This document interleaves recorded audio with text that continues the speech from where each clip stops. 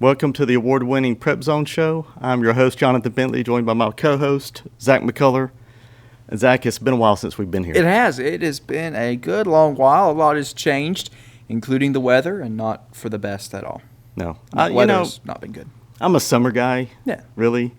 I mean, a lot of people say spring and fall. I just like it really, really hot. I don't this want is like it that the opposite. hot. I want it that hot. I want like 100. You think about the high school football season. You can have it in August, like you start at that kind of weather where it's 110 degrees basically, and you're sitting out in the press box sweating.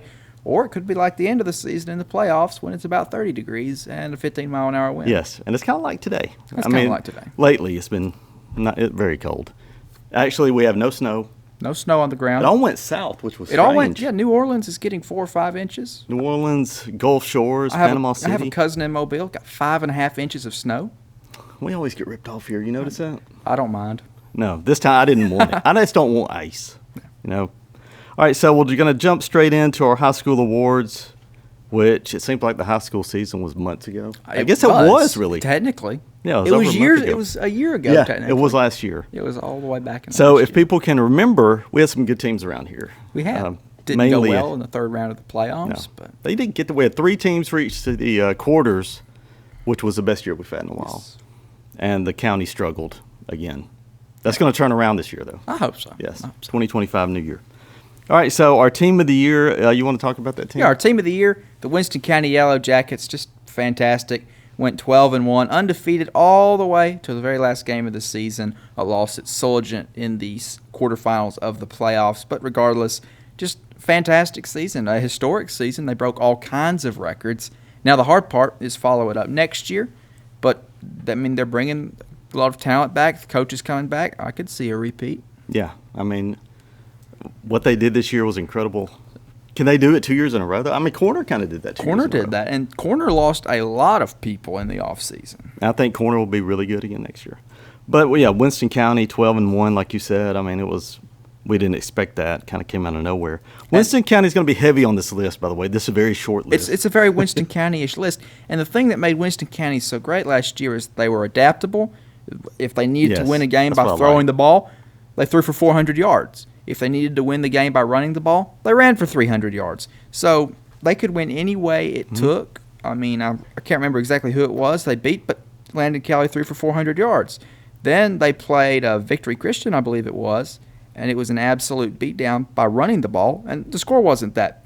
Oh, Vincent. Yeah, Vincent. That was a great game. It was a very good game, but it was never really in doubt for Winston County because they ran the ball, controlled the clock, had 2 fullbacks on the field at all times. Yeah, that's what and they won a 14-7 game, so they could even their defense was good. People don't like talking about a defense when you have offense that good, but it was just as good. All right, so this kind of goes hand in hand. Our offensive player of the year is Chris Clemens from Winston County, and when you're up for 2A back of the year from Winston County, I mean, maybe that's happened, but it's been a long time ago. It has, and one of his virtues is he not only was a good runner, he could catch the ball too. I mean, he had a fantastic season receiving. He was a All-State first-team receiver. I guess that was his position. He is your true athlete, though. Right, he could play. He could run, he could throw. Probably could throw it I'm if he sure. needed to. Played on defense too. Yes. I think he had 7 interceptions. I mean, the guy was just – if he was an All-State at receiver, it would have been something else.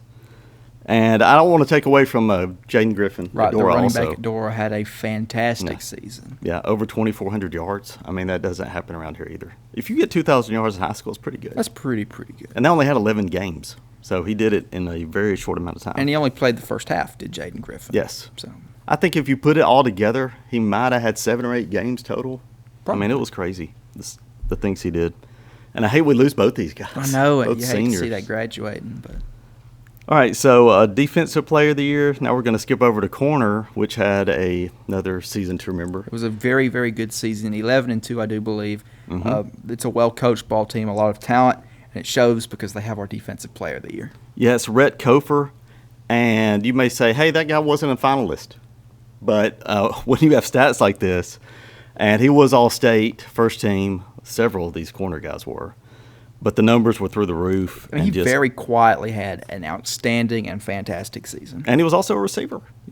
At a team playing at that level in 5A, playing both ways, it's just, you don't see that very often.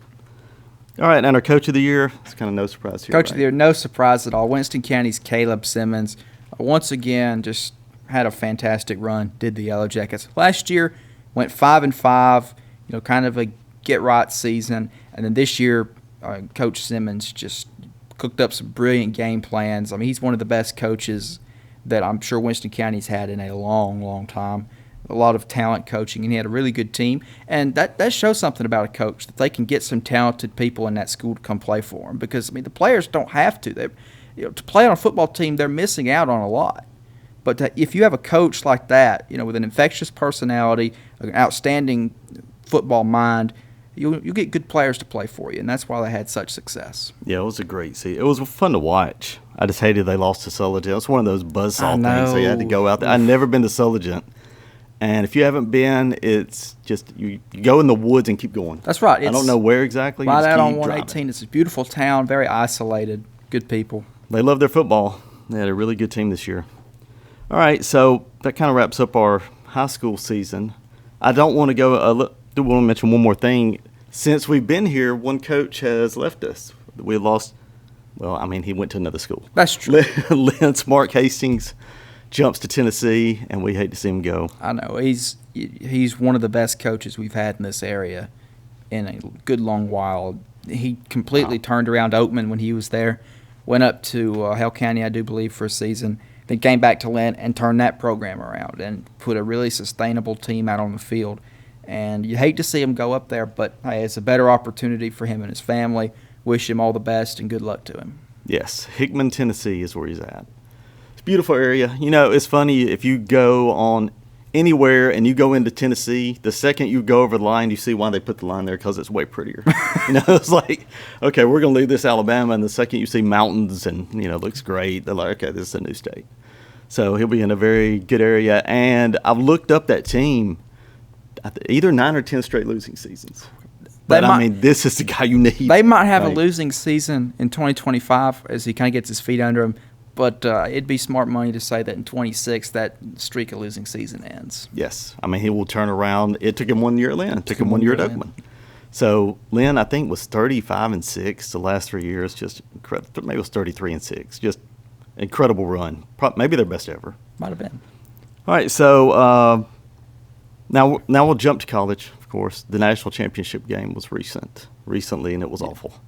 But we're going to talk about Alabama and Auburn because that's the teams that we like the most. That's the teams we like. Well, who's the team you like second most, by the way? Did I put you on the spot? I've always liked Mike Gundy at Oklahoma State as a coach. Obviously, this year they went 3-9, and his job security completely fell apart. He took a pay cut. Hopefully that'll resume. And I love some of the smaller schools in our state at the FBS level. You got UAB and Troy in South Alabama. And then, of course, at the FCS level, you've got Samford. And don't forget Jacksonville State, who's in the FBS. So I love those teams. Yeah. Mine's probably Georgia Tech. Georgia Tech. I don't like Georgia. Well, I like Vanderbilt, too, but they're beating Auburn. So, it's fun when you beat them. And Diego Pavia, that quarterback that has never lost to Hugh Freeze, he's coming back for another season. We'll get him over there this year. Speaking of this year, all right, so Alabama's coming off 9-4. Finished ranked 17th in the AP poll, which is incredible. Behind Illinois, which... Wow, I didn't realize that. But ahead of Auburn, which was probably 100. And ahead of Miami. Weirdly. Oh, wow. Miami had a really good season. Illinois quietly also a good season. But 9-4, I guess most teams would love to finish the season 9-4. I would take that at Auburn. Absolutely, yes. You might get it next year, maybe. So I was going to say about Auburn, what do you see? Last year everybody was like 6 to 8 wins. Most people are on the high end of that, and they would win 5. Do they do better this coming up here? I think they do, and they have basically the same schedule. Yeah, especially in conference, just flip locations. So, for example, Auburn had to go to Tuscaloosa back in 24. 25, Alabama has to come to Auburn. Same with everybody else in the conference. They have to go to Texas A&M instead of hosting them. Go to Vanderbilt. Going to Vanderbilt, that's going to be interesting. Georgia will be at home. But I'm seeing for Auburn, get back to a bowl game, 7-5. And I figured they'd probably lose the bowl game because Auburn they don't show up in bowl games that well. So Maryland, 7-6, 7-6, but a pretty good 7-6 considering you're in the SEC, which is the second best conference in college football. Yeah, I think they have the talent to do this, but it's a matter of putting it together. What's your thoughts on Jackson Arnold showing up to be starting quarterback? Is that improvement? I say yes. It's got to be. Just because the upside is humongous. He ran for 200 yards against Alabama. Yes, and so we'll see. If they don't win 7 this year, Freeze will definitely. I was hoping 8, so I'm going to put the number at 7 though, and just hope for the best. And I will say Auburn's backup quarterback by the name of Tanner Bailey transferred in. He's a graduate of Gordo High School. He is a 4th string. He'll be third string going into spring because our backup at Stanford is graduating from Stanford. Then he comes in. So they needed a third guy. He was in school there, and they talked him kind of out of retirement to play there. Yeah. All right, so what about Alabama? 9-4, you wouldn't take that again. No, I really wouldn't take it again, but I really wouldn't be shocked if we saw that again. Wow. 9-3 regular season next year. I know that you don't like to think that, but have to go to Georgia. That's not going to be fun. South Carolina is looking like a juggernaut for next season. Alabama has to go to Columbia. Ooh. And we all know what happens when Alabama has to go to Jordan-Hare, which they do next season. It's always a close, entertaining, very stressful game. So 9-3, I'd say probably at the worst 9-3. So maybe it could be better. And that'd probably sneak them into the playoffs. I think if they get 10, they're in for sure. Absolutely. If any SEC or Big Ten, the Big Two conferences, basically, if any of those go 10-2, then they're going to be in the playoffs. But for Alabama, you've got Ty Simpson, most likely going to be the starting quarterback next year. Also competing for that job, you've got Austin Mack, who was 3rd string this year, transferred from Washington, came over with DeBoer. Then you've got Keelan Russell, a true freshman, coming in. So a little bit of a quarterback competition, but anything can be better than what we saw this year from the quarterback play, right? Wow. Who would have ever thought that after we saw that Georgia game? Never, ever. Alabama, you forget that Alabama was the number 1 team in the country for all of 1 week, but still the number 1 team. Yes, with the Heisman front runner. It was crazy. It was just Milroe was the odds-on favorite to win the Heisman Trophy. If I was a betting person, which I'm not, because I'm terrible at it, I would have put money on Milroe for sure. I wouldn't have. I could tell that it was kind of smoke and mirrors at that point. I couldn't understand why the Georgia defense was so bad. I couldn't understand why Georgia didn't play well. Now I kind of do understand why Georgia didn't play well. They just weren't that great, and that's why they didn't win a championship and why the SEC fell flat on its face in the postseason. The SEC was represented in the championship game with the officiating crew. That's true. They had the SEC officiating crew, which is kind of weird because during the year they weren't great. Well, maybe this was the best of the best. This was definitely the best of the best. I always liked this one officiating crew. I have a Walker County native on that officiating crew, Philip Davenport. It's a very big deal, yes. Very big deal. All right, so we're going to jump into the playoffs. So, as I said, the game was terrible. The championship game. It wasn't Ohio that State bad. wins. What was the score, 35-23? 34-23. 34-23, and it wasn't really that close. It got interesting at the end. I enjoyed the game. I thought it was pretty good. Notre Dame starts the game on a 10-minute drive. Then they apparently black out for about 20 minutes of game time. It was 31-7 Ohio State at one point. And then Notre Dame found their rhythm, made it 31-23. Got within 8. They hit that big pass play, and that kind of finished them off. It was so Notre Dame. It was basically you get beat up, then you get right back to where you can just have that glimmer of hope, and then the glimmer of hope gets stomped on. I see that a lot. A team will come back and just when you're playing a team as good as Ohio State, you just can't do it. Ohio State proved that this is the new reality of college football. You just buy yourself a good team because there's no telling how much money was spent on that Ohio State team. But what's funny is Ohio State spent all kinds of money bringing in people from the transfer portal on offense. On defense, they really didn't, and the defense was the strength of the team. Yes, definitely. And so they're kind of like the Dodgers of college football. That's exactly what I was thinking. Every thinking. Position. I mean, the Los Angeles Dodgers in Major League Baseball, there's no telling how much they're paying all those players. So Ohio State, it might be above the luxury tax coming up, if we had one in college football. All right, so the funny thing was you see those two teams, and they were ranked 7th and 8th in the playoffs. But technically, because there was seeding things where you had two teams ranked below, higher, right? There were two teams ranked below that got a bye that put them 1 through 4 because they won the conference. It's kind of confusing. I hope they changed that. But technically, it was 5th and 6th So Notre Dame was ranked 5th in the final poll. Ohio State was ranked 6th. Still, if this were the old 4-team system, neither one of them would have even been in it. Wow. I didn't even think of that. That's incredible. So that goes to my next thing. Yesterday was Inauguration Day, and he had executive orders. It's not a political show. Right. This is not political. But there were executive orders. So if you could do an executive order for the playoffs, what would it be? Well, first off, I would say, and this doesn't have to do with the playoffs, no more conference championship games. Get rid of them. Wow. They don't mean anything. Notre Dame's not even in a conference. They don't have to worry about it. Did that matter? Very nice. No, they did very good. Ohio State, they lost to Michigan, bypassed that conference championship game, had all the momentum heading into the playoffs. You don't need them. I mean, you look at it, what does it prove? Oregon beat Penn State in the conference championship game. Oregon lost in the quarterfinal. Penn State ended up going to the semifinal. Same with Georgia and Texas. Georgia won the conference. They lost their first round game, while Texas went on a run to the semifinal.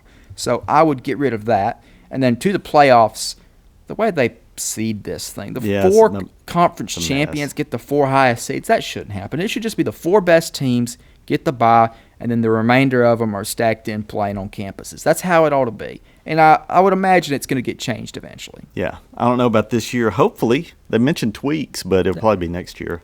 And then next year, though, there's a chance it's going to expand to 14 for 26. Eventually, it's going to be like the NCAA basketball tournament. 68 now. 68 teams. The then NCAA, Auburn might make it. NCAA basketball tournament, it's rumored that it might expand to 76. They've got enough. They have it. Yeah, but it's money. So, I mean, it all comes down to these championship games, money. Right. Yeah, the conference championship games, they're never going to get rid of it because there's so much money involved.